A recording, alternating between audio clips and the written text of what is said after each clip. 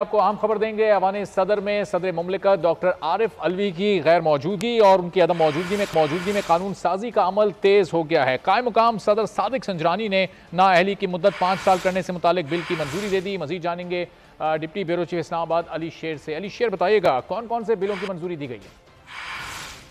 जी बिल्कुल वही हुआ जिसका इंतजार था, और वो इंतजार ये था कि सदर आरिफ अलवी जो है वो हज पर जाएंगे और उसके बाद कायम मकाम सदर के तौर पे सादिक संजरानी जो है चेयरमैन सेनेट हैं, गाड़ी संभालेंगे। तो उसके बाद हुकूमती बिल जो है वो फौरी तौर पर निकलेंगे। खास तौर पे इलेक्शन के हवाले से जो तरमीमी बिल था, जिसमें नवाज शरीफ, जहांगीर तरीन समेत 5 साल सजा से ज्यादा नाअहली की सजा ना होने का जो बिल है, उस पे अब से कुछ देर कबल कायम मकाम सदर सादिक संजरानी ने दस्तखत कर दिए हैं। इस तरह ये एक्ट बन गया है और अब इसे कल जो है वो गजट ऑफ पाकिस्तान में छपने के लिए भेज दिया जाएगा और उसके बाद ये नाफज हो जाएगा।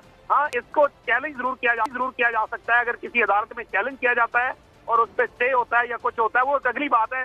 लेकिन असूली तौर पे आज जो है वो एक्ट बन गया है, कल गजट ऑफ पाकिस्तान में शाये हो जाएगा।